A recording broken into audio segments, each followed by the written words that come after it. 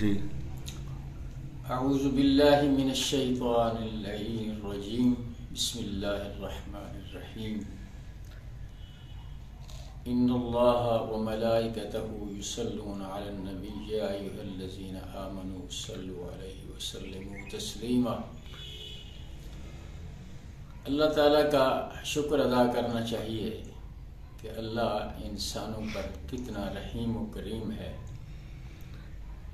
وہ اس کی نیکیوں پر تو خوش ہوتا ہے، لیکن اگر کوئی خطا کار ہو تو اس کے دروازے پر آ جائے تو وہ زیادہ خوش ہوتا ہے کہ میرا بندہ میرے دروازے پر آ گیا ہے۔ بندوں کو وہ موقع دیتا ہے کہ اس کے بندے اس کی طرف رجوع کریں، اس کے قریب آئیں، وہ ان کو بلاتا ہے، آواز دیتا ہے۔ یہ شعبان المبارک کا یہ مہینہ ہے اور 15ویں شعبان کی یہ خصوصیت نبی کریم صلی اللہ علیہ وسلم نے بتائی ہے۔ اس سے گناہ گاروں کو، خطا کاروں کو، نیکوکاروں کو، سب کے لیے ایک امید کی کرن جو ہے وہ روشن ہو جاتی ہے۔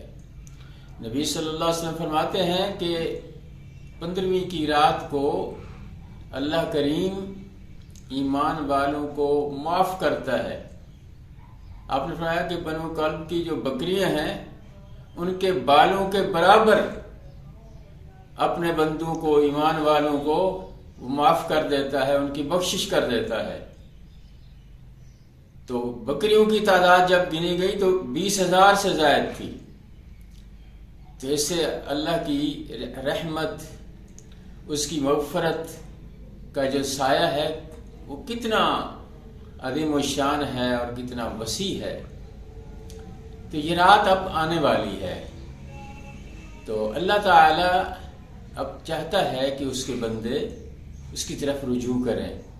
یہ رات جب آئے تو بندوں کو ایسی حالت میں ہونا چاہیے کہ وہ اللہ کے خوف سے ان کی آنکھیں تر ہوں، اللہ سے سوال کر رہے ہوں، اللہ سے مانگ رہے ہوں، رزق بھی مانگیں، بخشش بھی مانگیں، اللہ تعالیٰ سے امن بھی مانگیں۔ اللہ کریم اپنی رحمتیں لیے اپنے بندوں کے دروازوں کو کھٹکھٹاتا ہے کہ آ جاؤ میری رحمت کی طرف۔ تو کیوں نہ اس خوبصورت موقع سے فائدہ اٹھایا جائے کہ اس رات کو ہم اللہ تعالیٰ کی طرف رجوع کر لیں اور اس سے اپنی معذرت کر لیں، اپنی خطاؤں سے معافی مانگ لیں۔ اتنی بڑی تعداد میں مغفرت ہو رہی ہے تو اس میں ہم شامل ہو جائیں جن لوگوں کو اللہ معاف کر دیتا ہے۔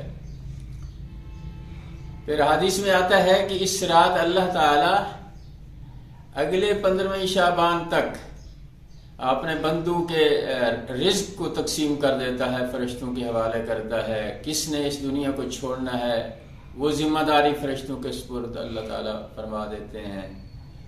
تو بندے کو یہ کوشش کرنی چاہیے کہ اللہ سے وہ رزق مانگے، حلال رزق طلب کرے، اس کے لیے دعا کرے۔ اللہم اکفنا بحلالک عن حرامک واغننا بفضلک عمن سواک۔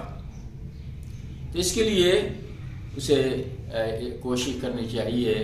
اللہ کریم ہم سب کو توفیق عطا فرمایا کہ ہم رزق مانگ لیں، ہم اپنی بخشش کا سوال کر لیں۔